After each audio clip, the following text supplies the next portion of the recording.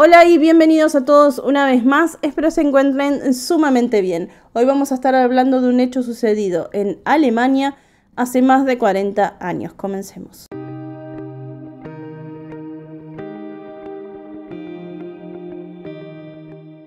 Quiero hablarles de Catrice Lee, quien tan solo tenía 2 años de edad cuando sucedieron los hechos. Sus padres eran ingleses, pero estaban viviendo en una base militar británica, pero en Alemania, en Paderborn, en lo que era en ese tiempo Alemania Occidental. Llevaban ahí aproximadamente más de 2 años desde que Richard Lee, quien era el militar, asumió el puesto como sargento del ejército en 1979. Y el 28 de noviembre de ese mismo año nace Catrice Lee. Sí, ella nació en la base del ejército. Era la típica niña de 2 años, cascarrabia como la menciona su padre, como cualquier niño pequeño. Dice que eran una familia completamente normal, a pesar de pertenecer a las Fuerzas Armadas y vivir en el extranjero. 2 años después, en 1981, justamente el 28 de noviembre, la familia de Catrice se levanta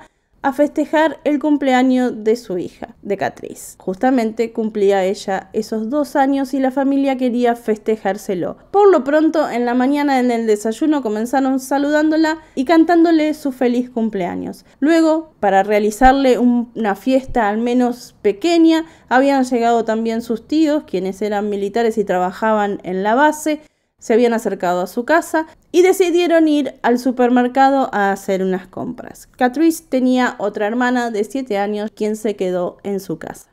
Entonces, a este supermercado que quedaba dentro de la base también fueron la hermana de Richard, es decir, tía de Catrice, y la madre, Leonor. Hacen las compras en el supermercado. Justamente en esa fecha había muchísima gente, se ve que había como visitas familiares, había mucha gente que no pertenecía a la base militar. Cuando la madre llega hasta la caja, llevaba a su hija Catrice en brazos, se da cuenta de que se había olvidado algo para las fiestas, unas papas fritas. Entonces le deja a su cuñada, a Catrice, y ella se va hasta la góndola de las papas. La tía se llamaba Wendy. El supermercado al que habían ido quedaba dentro, como les dije, de las Fuerzas Aéreas Británicas, se llamaba NAFI, por sus siglas en inglés. Mientras ellas hacían las compras, Richard, el padre, se queda dentro del auto. Estaba nevando, hacía frío, entonces decidió esperar ahí. Pasaron unos minutos, casi 30, y el padre comenzó a sentirse nervioso porque llevaba tiempo que ellos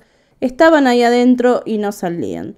Baja del auto, se acerca, las busca por las góndolas. Creyó que podría estar en otro sector o quizás comprándole algún juguete o algún regalo. Pero de repente ve que están en la oficina de lo que sería el administrador del supermercado. Se las veía muy nerviosas y muy mal, y ahí es donde se entera que su hija había desaparecido. ¿Cómo? Se lo cuentan de esta manera. Al parecer, cuando ella se la deja a Wendy en las manos, Catrice decide bajarse e ir corriendo detrás de la madre. Pero nunca llegó a estar al lado de ella. No saben ni cómo, ni cuándo, pero Catrice desapareció. Por supuesto que esto, cuando te desaparece un hijo, tan solo segundos te entra una desesperación en el cuerpo y se te congela la vida. Porque es así, se te congela todo en ese instante. Lo que hace es llamar a todos sus amigos militares para que lo ayuden a buscar. Pero lamentablemente las cosas no se hicieron bien. Y Catrice la estuvieron buscando, pero no apareció. Dijo que las personas que la estaban buscando en ese momento eran aproximadamente una docena, quizás más. La buscaron por todo alrededor del complejo NAFI de este supermercado, pero era tanta la gente porque todos los soldados, como les dije, se juntaban con sus familias, había muchos civiles, estaba lleno el lugar de gente. Hicieron búsqueda por tierra alrededor del área, pero no sirvió de nada. Richard dice que ese día su vida cambió. Su vida y el de toda su familia, y que justamente el hecho de que desapareciera el día de su cumpleaños lo hacía aún más doloroso. La investigación fue completamente fallida. A ella se la buscó en un río bastante lejano a ese supermercado, donde ella quizás nunca podría haber llegado caminando sola, tomando como idea de que ella salió del supermercado, se fue caminando sola hasta ese río y que quizás se ahogó. Durante mucho tiempo buscaron en ese lugar. Lo que nunca hicieron fue cerrar lo que eran las carreteras del lugar o parar a cada auto para saber si, o al menos que dejaran los nombres o les revisaran los autos para saber si alguien se la había llevado. Tampoco se interrogó en ese momento a las cajeras del supermercado. Se lo hizo muchísimos días después, cuando ya la información prácticamente no servía de mucho. Y sí, años después reconocieron que la investigación en ese lugar fue deficiente, fue mala. Se enfocaron en que ella había perdido la vida y nunca la buscaron con vida, o nunca pensaron que alguien se la había llevado. De hecho, surge en esos días una información de que un hombre o alguien vio a un hombre subir a un niño al auto, a un pequeño. Pero nadie dijo, o por lo menos en ese momento se corrió el rumor de eso, pero nadie identificó a esa persona, ni nadie hizo un identikit hasta años después. Entonces, en resumen, al centrarse en este río, dejaron todo abierto para que las personas que estaban en auto pudieran salir libremente y quizás en pocas horas haber cruzado la frontera. En 1989 la investigación, entonces dice el padre, quedó silenciada durante 18 meses. En 1989 también se separan los padres y al año siguiente, en 1990, se divorcian. ¿Por qué? Porque muchos matrimonios no pueden con esto, no pueden sobrellevar la pérdida de un hijo, pero no solamente la pérdida de un hijo, sino ni siquiera saber, como es este caso, qué pasó o dónde está. En el 2011, cuando el padre ve que todo está completamente olvidado, que nadie se preocupa de su hija,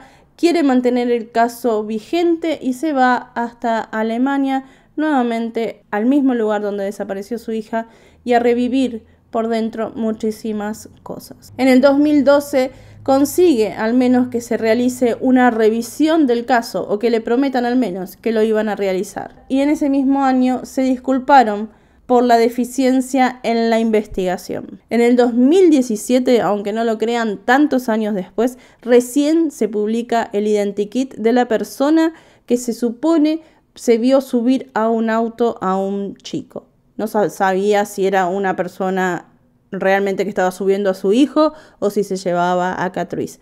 Pero simplemente publicaron ese identikit y realmente nadie pudo identificarlo. Mientras tanto se estaban haciendo las progresiones fotográficas de cómo sería Catrice años después. En el 2018, cuando Natalia está con los preparativos de su boda, recuerden, Natalia, la hermana que tenía 7 años en ese momento cuando todo sucedió, estaba preparando para casarse. El padre recibe, Richard, una llamada que dicen que estaban por excavar en la zona cercana al río por una información que tenían, una línea de investigación, y todo comenzó a removerse nuevamente. Había más de 100 soldados, como verán en las imágenes, algunos de ellos excavando alrededor del río. Se encuentran unas osamentas, no se podía decir a simple vista si pertenecían o no a ella. Lamentablemente esto produjo en la familia la sensación o la idea de creer que ella podría estar sin vida, ya que siempre pensaron que alguien se la había llevado.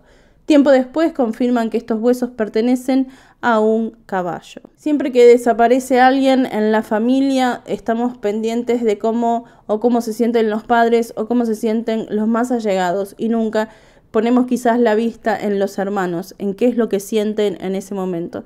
Bueno, Natalia, años después, contó cómo fue o qué sintió en ese momento, pero también contó cómo se sentía cuando se tenía que casar y estaba pasando todo esto. Dijo que fue una mezcla devastadora de sentimientos, de emociones, que encontró muy difícil de procesar. Se suponía que iba a ser el mejor año de mi vida, porque me iba a casar. Quería disfrutar de los preparativos, pero a veces me sentía avergonzada porque me molestaba el hecho de que Catrice no estuviera. Se suponía que 2018 era mi año, pero en cambio estaban buscando un cuerpo.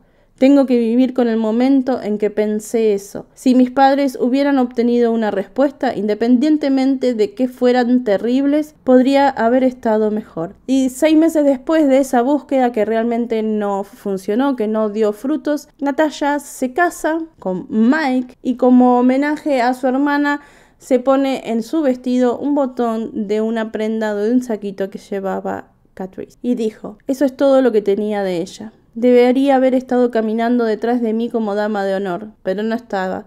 En cambio de eso, solamente llevaba un botón en mi vestido de novia. El 4 de octubre del 2019 se reabre un poco el movimiento en la causa por otra línea de investigación, cuando se detiene 38 años después a una persona supuestamente relacionada con la desaparición de Catrice. Si bien no le habían dado mucha información, tuvo que viajar nuevamente a Alemania para ver qué información tenían o qué tan verídico podría llegar a ser esta vez este dato. Sin embargo, lo único que le dijeron es que estaba relacionado con el caso, pero que la investigación, al estar abierto, había un secreto de sumario y no le podían dar mucha información. Sin embargo, la casa estaba siendo no solamente allanada, sino que estaban excavando en la casa de este militar en Moredon. También secuestraron el automóvil de este hombre que estaba ubicado frente a la casa. Nunca dijeron ni la edad, ni el nombre, ni por qué era arrestado. Pero sin embargo, ese ex militar fue arrestado y liberado sin cargos. También ese año, una mujer debió comparecer ante la justicia por haberse hecho pasar por Catrice en las redes sociales. Sí, le dijo a la familia que ella era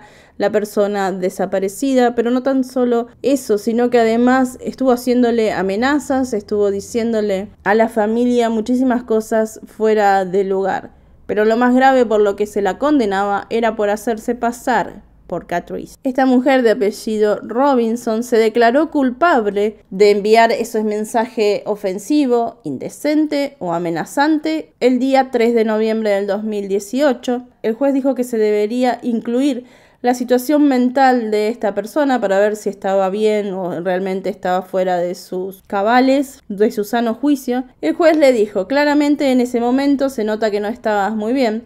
Por otro lado, lo que ahora estás admitiendo también causó una angustia muy real a las personas en este asunto. Pues entonces esta mujer fue condenada simplemente a cumplir alguna que otra tarea comunitaria para pagar su deuda con la justicia. Ahora les voy a contar un poco cómo se sintió o qué es lo que contaba Natasha cuando sucedieron los hechos, cuando su hermana desapareció, y recordemos que ella tan solo tenía 7 años. Dice que recuerda que luchó por comprender lo que estaba pasando cuando su padre llegó repentinamente a la casa con la esperanza de que Catrice estuviera o que hubiera llegado al lugar sola de alguna manera. Horas más tarde, cuando vio a su madre angustiada, se dio cuenta de la magnitud de la tragedia. Podía escucharla gritar: aún puedo escuchar aquellos gritos. Es algo que nunca olvidaré. 40 años después, todavía estoy tratando de superar lo sucedido. No creo que lo logre hasta que no sepamos qué es lo que pasó. Me ha dejado cicatrices emocionales, estoy tratando de lidiar con eso lentamente y enfrentar cada día paso a paso. Solo puedo imaginar cómo se sienten mis padres. Puedo recordar estar acostada en la cama poco después de lo sucedido y mi papá sentado a mi lado estaba llorando y acariciaba mi cabeza, diciéndome que todo iba a estar bien. No me di cuenta hasta años después que él se encerraba en el baño y lloraba. No lo hubiera hecho frente a mi mamá o a mí. Estaba destrozado. A pesar del paso de los años, Natasha se aferra a la esperanza de que algún momento haya buenas noticias. Todos los días nos despertamos esperando que eso suceda, que alguien nos dé una respuesta. Solo queremos saber que está viva. Esa sería la mejor noticia. No quiero que mi hermana esté en un bosque, en algún lugar enterrada, y nadie pueda despedirse de ella, ni tener una tumba a la que acudir. Esto es algo que le sucede a muchísimas familias que tienen un ser querido desaparecido. Esto es quizás más duro que poder tener un lugar donde llorarlos o saber lo que pasó. Y no me canso de repetirlo porque sé que muchas veces